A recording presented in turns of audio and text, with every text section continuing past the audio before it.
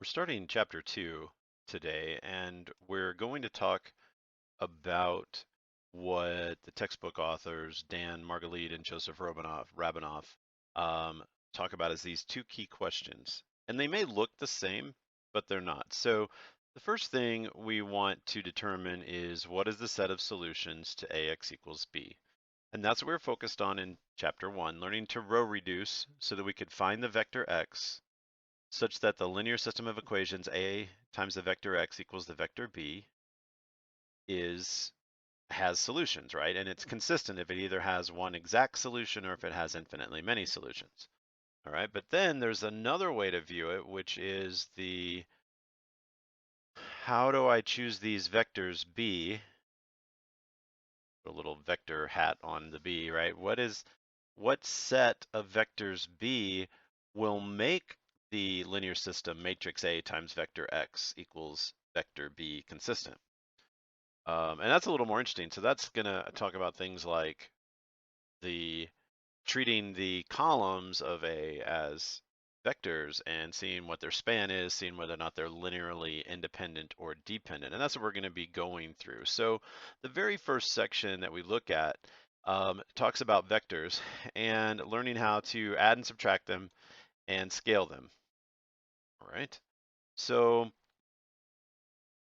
let's take a look in MATLAB. So the textbook focuses on the geometry. Of course, we're looking at, how these things work. So I have, if you'll notice, I have this matrix A and its first column, can't see that, sorry. And its first column is the vector U, 5, 0, negative 5. Its second column is the vector V, and I believe I got that right. Yes, and then 4, negative 4. So I just created a matrix, and now I've pulled out each of the columns from A and made it a vector. And I just want to talk about what the book talks about. First of all, when we add vectors, right? Sorry, that's a lowercase u plus V. And when I evaluate that, notice what it did. It added the 9 and the 5 to get 14. And then it added the 0 and the 5 to get 5. And then it added the negative 5 and the negative 9 to get negative 14. So addition of vectors just happens component-wise, right? And if I was adding these two vectors, that's what it added. It added these things together and created this vector right here. Okay, so that's pretty straightforward. And then let's look at what the book means when it says scaling a vector, right? So another thing I could do is I can just take this W vector, right? So now I'm looking at W, which is 4, 1, negative 4. And I can multiply it by, say, 5. And 5, then I'm using the asterisk times W. And notice what it does. It is just taking 5 times the 4, right? And gives me 20. Oops, sorry. Gives me 20. And then 5 times 1 is 5. And then negative 4 times 5 is negative 20, right? So this is called a scalar multiple of a vector. So the vector W is being scaled by 5. And in the geometry section, what the textbook means by the geometry is that the scaled version of the vector V is just 5 times as long. And if you scale it with a negative number, like negative 5, it's 5 times as long, but points in the opposite direction. So that's what your book is going through right here. So when we're adding vectors, what's happening geometrically? Well, if you've taken a class, you've often heard about, well, we add vectors tip to tail, which was always confusing to me because every vector is actually pinned, has its tail at the origin, right? So a vector always points out from the origin. But what we mean when we say we can add them tip to tail is we can figure out where the sum is going to be by pretending this vector wasn't at the origin, right? So the vector V is at the origin and points out this way. And I can take this vector over here, which is W, and I can pretend its tail isn't at the origin. I can pretend instead that its tail is right here, follow to where it would go, And by laying the vectors tip to tail starting at the origin, the final tip that I'll get will be the tip of the sum of the vectors, u plus v. So let me erase my drawing there so you can see. So the sum of two vectors has to be a vector that has its tail at the origin at 0, 0. And notice that we can go in the other direction. We could go out out w, and then we could pretend as though v didn't have its tail at the origin, pretended and do the same thing. We can pretend that v has its tail at the tip of w and see where the tip of v ends up. And where the tip of v ends up is at the tip of the sum. Okay, so there are two different visualizations there. There's the tip to tail method, and then there's the parallelogram method, right? That I look at the vector v as one side of the parallelogram, and I look at the vector w as the other side of the parallelogram.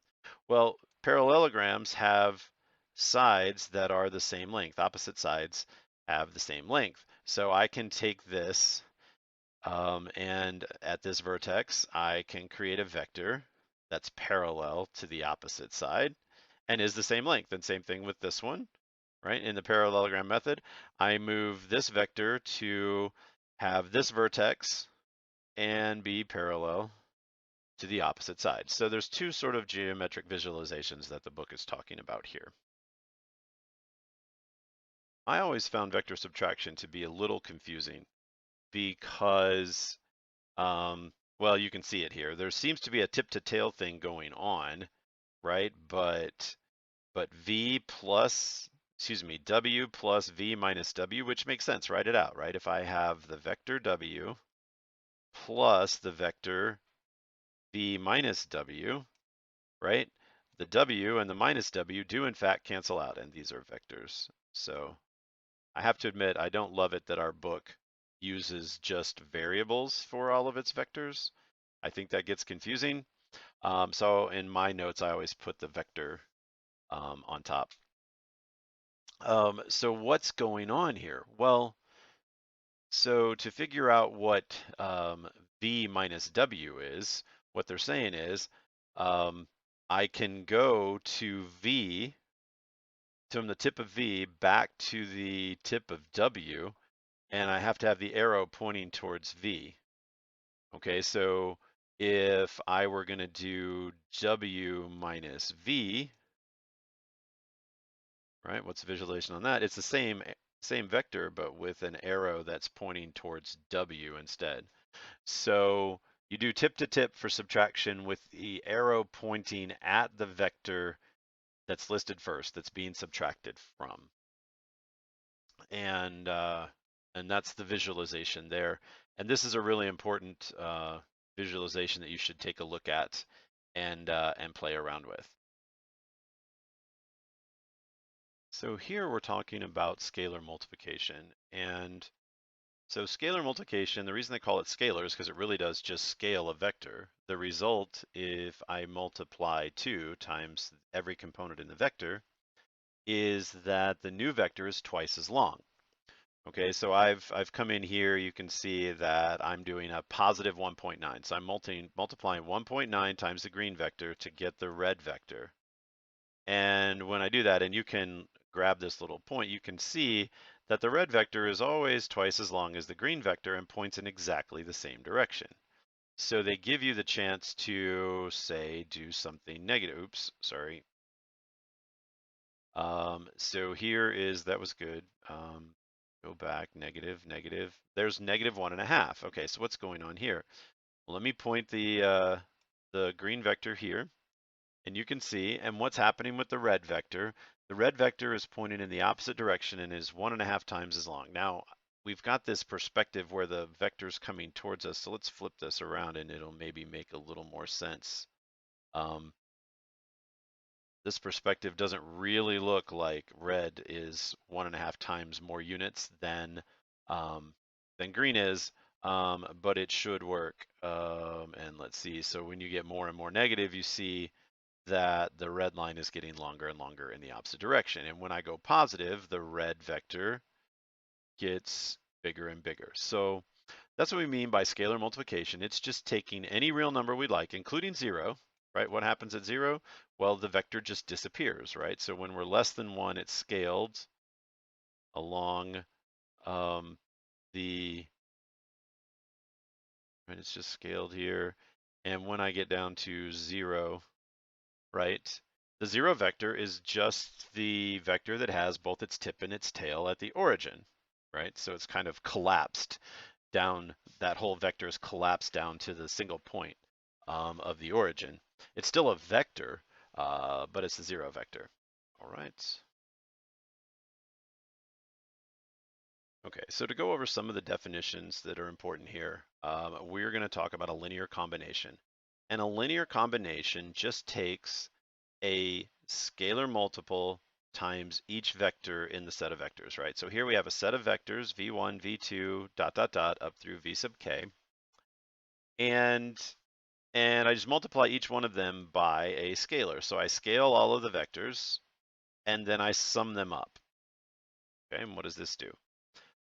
Well, it creates a vector, right? If I add vectors together, I get another vector. If I scale vectors, I still get vectors. So I'm taking the sum of scaled vectors, so I still get a vector. What kinds of vectors can I get? So I had to put this on full screen, so you're not seeing quite all of my controls here, and you're not seeing the vector, but you should definitely do this. This is the resulting vector, and the linear combination is being shown over there to the left. But let's drag these around and see what we can do. So what we're doing is we're creating different linear combinations, and they're shown here. It's negative 0.7 times V1, right? So V1 is here, negative 0.7, so it's 7/10 as long, but pointing in the opposite direction. So this is negative 0.7 times the vector V1. And here we're basically just multiplying, yeah, it's still 1, equal to 1. We're multiplying 1 times the vector V. And then we're adding them together, so it goes tip to tail, come down here, go along this vector V, 0.7 units go along, or negative 0.7 units go along this vector, 1.0 units, and that's where we get. So the point of this is that I can pick any point I want to. Let's say I want to know what linear combination of these vectors would be equal to this one, and I'll call this vector W, right? So I want to see if there's some linear combination of these two vectors that'll give me the W vector. All right, well, let me start. Okay, I need to go up so I get about here, right? So we know that the X is gonna have to be large enough, and the V1, sorry, the V1 is going to have to be pointing in the positive direction to get up here. So the idea was to try to get along a line that's kind of parallel to V2 and far enough up.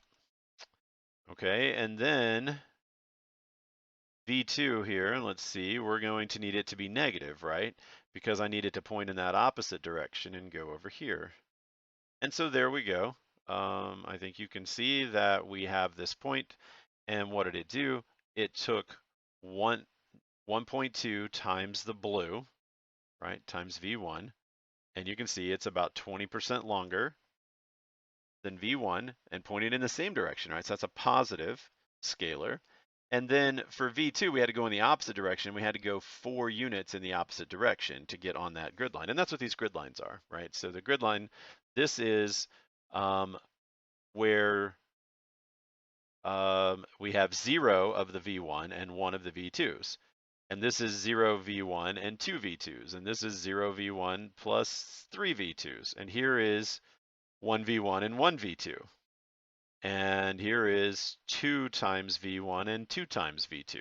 So they've just redrawn the grid in terms of these vectors to help us show these linear combinations.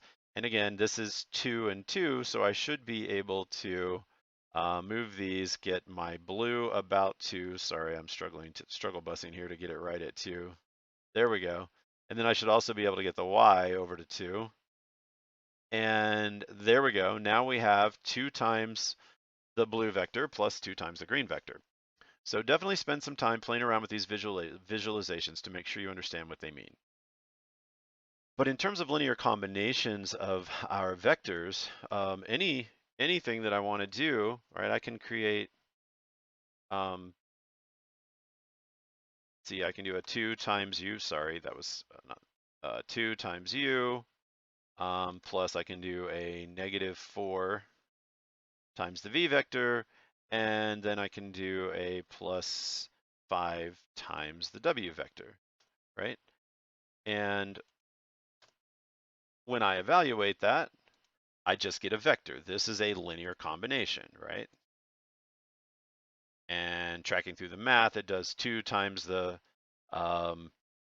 it's doing 2 times the first vector and a -4 times the second vector and a 6 times this vector. So 2 times 5 is 10, minus 36, plus 24. I think I got that right. So 10 minus 36 is 26.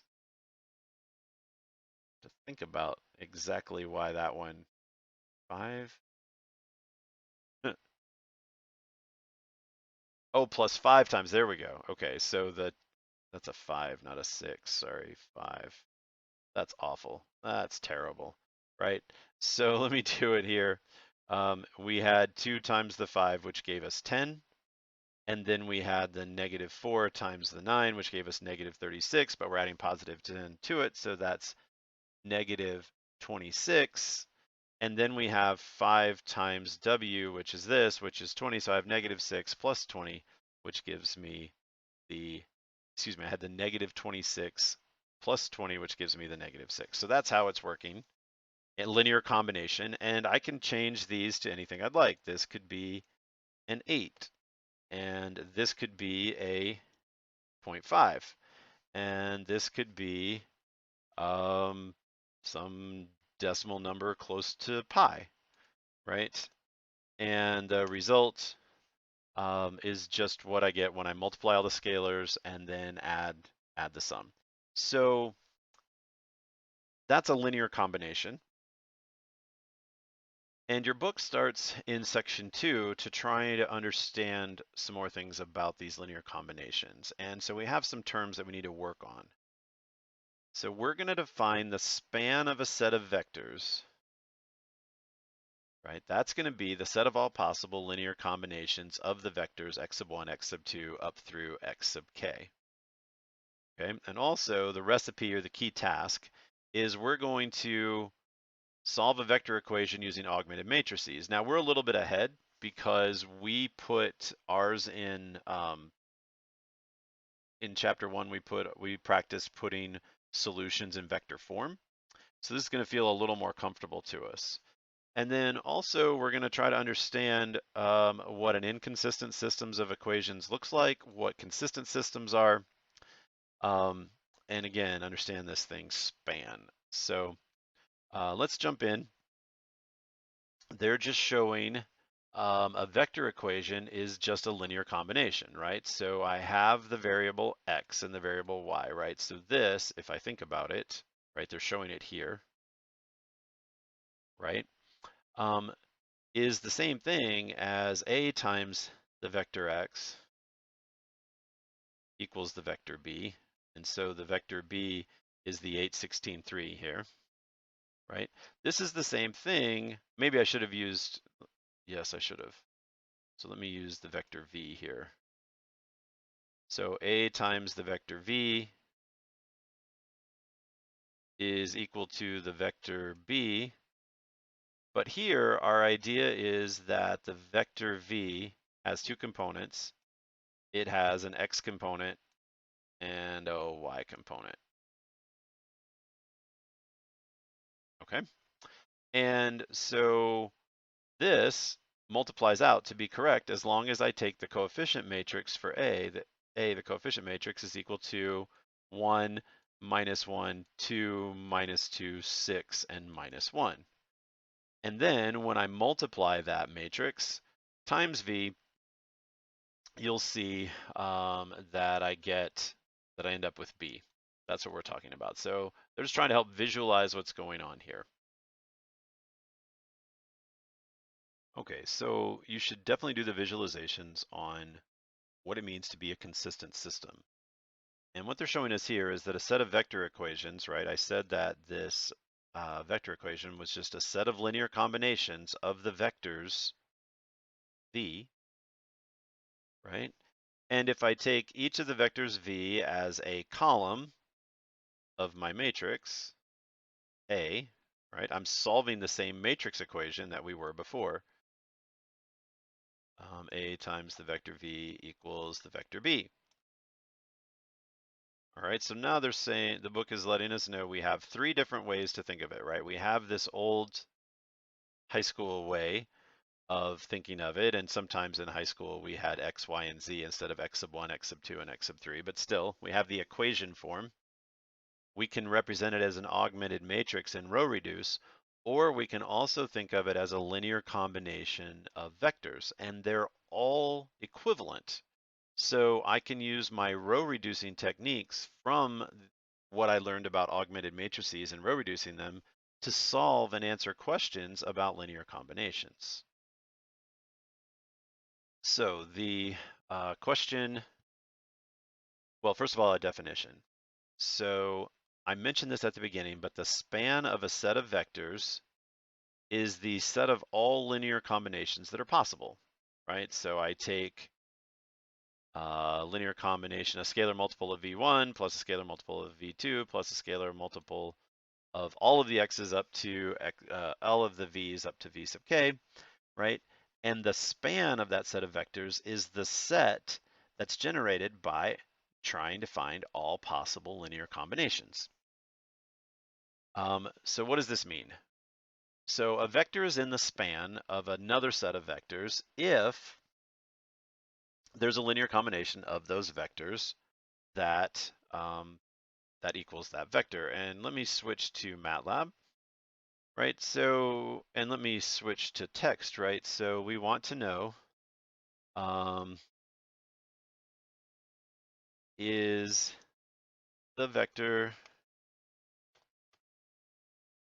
and vec w, right? Is vec w in the span of the vectors, and I'll just type them out since I was doing this, vector u and vector v.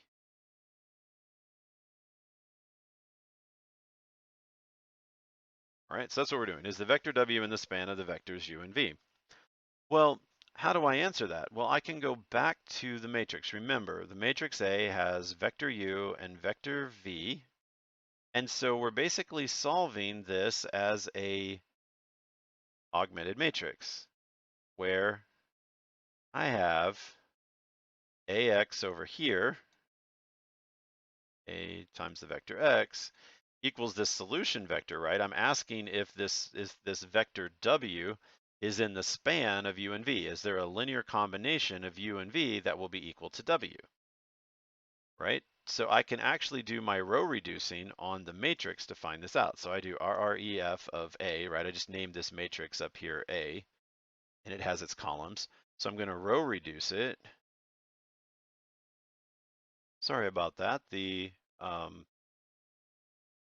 hit a button and the recording area went crazy. So what just happened here? All right, so remember, this is an augmented matrix. So maybe I should have done it that way as the augmented matrix, right?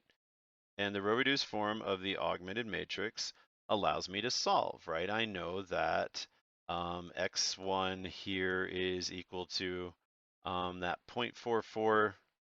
Well, let's just go with it. I don't know exactly what it is, 0.44444 or 0.440, it looks like. And then x sub 2 equals 0.2. Sorry, these are both negative. No, we're right. We're right. This is correct. And so then this is the linear combination of the vectors u and v that will be equal to the vector w. Okay, so let's put that solution in. All right, so I take 0.44 times u plus 0.2 times v, And when I evaluate that, scroll down so I can see it, I do in fact get this vector. Sorry, now this isn't quite large enough to see. Right, I do in fact get the 4, -1, 4 vector when I multiply that out. So that's what we mean. Is the vector W in the span of U and V? Well, I row reduced it. I did get a unique solution. It doesn't have to be a unique solution, but I have to get a consistent, right? So when the row reduced form of these vectors, right, treated as a coefficient matrix, when the row reduced form is consistent, then I know that W is in the span of the vectors U and V, right? So row reduced, get a consistent linear system, and I know what the linear combination is of U and V that works. And your book calls this equation here, calls it the linear dependence relation. Why? Because it equals W. It shows me what the exact linear combination is that I need of the vectors U and V to be equal to W. And I know that W is in the span of U and V because I have a consistent linear system. And that's what your book is trying to get across right here, that when is the vector B in the span of these vectors, V sub 1 through V sub k? Well, when there is a non-trivial solution to these, well, we won't have a trivial solution yet. I'm sorry, I'm jumping ahead. When there's a solution to this vector equation. Why?